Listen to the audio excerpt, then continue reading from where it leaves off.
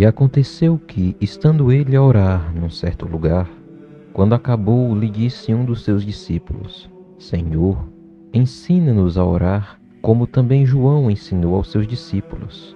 E ele lhes disse: Quando orardes, dizei: Pai nosso que estás nos céus, santificado seja o teu nome. Venha o teu reino. Seja feito a tua vontade, assim na terra como no céu. Dá-nos cada dia o nosso pão cotidiano, e perdoa-nos os nossos pecados, pois também nós perdoamos a qualquer que nos deve, e não nos conduzas à tentação, mas livra-nos do mal. Disse-lhes também: Qual de vós terá um amigo e, se for procurá-lo à meia-noite, e lhe disser: Amigo, empresta-me 3 pães, pois que um amigo me chegou à minha casa, vindo de caminho, e não tenho que apresentar-lhe? Se ele respondendo de dentro disser: Não me importunes, já está a porta fechada, e os meus filhos estão comigo na cama, não posso levantar-me para tos dar. Digo-vos que, ainda que não se levante a dar-los, por ser seu amigo, levantar-se-á, todavia, por causa da sua importunação, e lhe dará tudo o que houver mister. E eu vos digo a vós: pedi e dar-se-vos-á, buscai e achareis, batei e abre-se-vos-á. Porque qualquer que pede, recebe, e quem busca, acha, e a quem bate, abre-se-lhe-á. E qual pai de entre vós que, se o filho lhe pedir pão, lhe dará uma pedra? Ou também, se lhe pedir peixe, lhe dará por peixe uma serpente? Ou também, se lhe pedir um ovo, lhe dará um escorpião? Pois se vós, sendo maus, sabeis dar boas dádivas aos vossos filhos, quanto mais dará o Pai Celestial, o Espírito Santo, àqueles que lhe pedirem. E estava ele expulsando um demônio, o qual era mudo. E aconteceu que, saindo o demônio, o mudo falou, e maravilhou-se a multidão. Mas alguns deles diziam: Ele expulsa os demônios por Beelzebu, príncipe dos demônios. E outros, tentando, pediam-lhe um sinal do céu. Mas conhecendo ele os seus pensamentos, disse-lhes: Todo reino dividido contra si mesmo será assolado, e a casa dividida contra si mesma cairá. E se também Satanás está dividido contra si mesmo, como subsistirá o seu reino? Pois dizeis que eu expulso os demônios por Beelzebu. E se eu expulso os demônios por Beelzebu, por quem os expulsam vossos filhos? Eles, pois, serão os vossos juízes. Mas, se eu expulso os demônios pelo dedo de Deus, certamente a vós é chegado o reino de Deus. Quando o valente guarda, armado, a sua casa, em segurança está tudo quanto tem. Mas, sobrevindo outro mais valente do que ele, e vencendo, tira-lhe toda a sua armadura em que confiava, e reparte os seus despojos. Quem não é comigo é contra mim, e quem comigo não ajunta, espalha. Quando o espírito imundo tem saído do homem, anda por lugares secos, buscando repouso, e não o achando, diz: Tornarei para minha casa de onde saí. E chegando, acha-a varrida e adornada.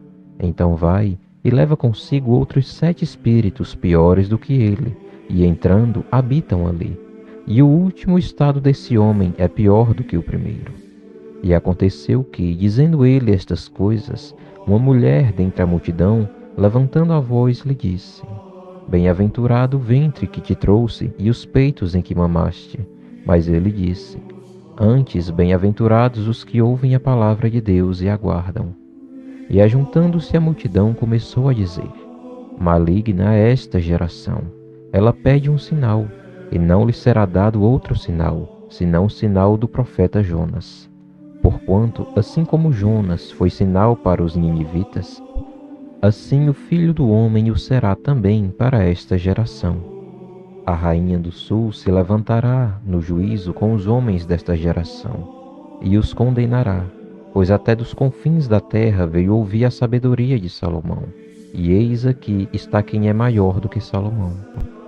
Os homens de Nínive se levantarão no juízo com esta geração, e a condenarão, pois se converteram com a pregação de Jonas, e eis aqui está quem é maior do que Jonas.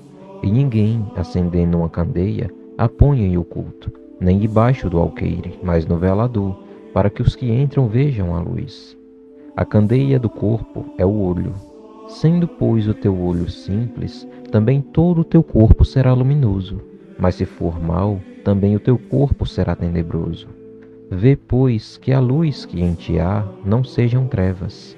Se, pois, todo o teu corpo é luminoso, não tendo em trevas parte alguma, tudo será luminoso, como quando a candeia te ilumina com seu resplendor. E estando ele ainda falando, rogou-lhe um fariseu que fosse jantar com ele, e entrando, assentou-se à mesa. Mas o fariseu admirou-se, vendo que não se lavara antes de jantar. E o Senhor lhe disse: Agora vós, os fariseus, limpais o exterior do copo e do prato, mas o vosso interior está cheio de rapina e maldade. Loucos! Quem faz o exterior não faz também o interior?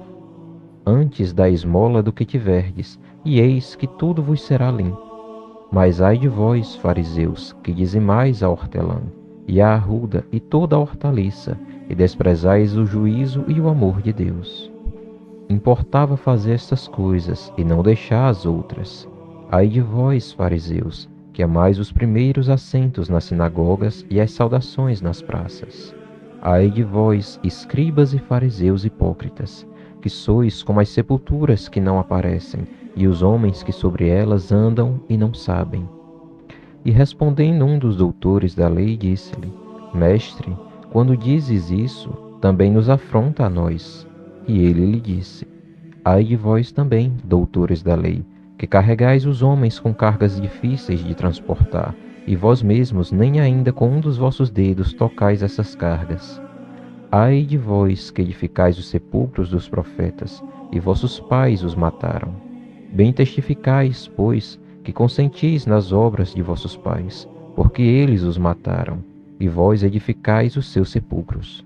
Por isso diz também a sabedoria de Deus: Profetas e apóstolos lhes mandarei, e eles matarão uns e perseguirão outros, para que desta geração seja requerido o sangue de todos os profetas que, desde a fundação do mundo, foi derramado.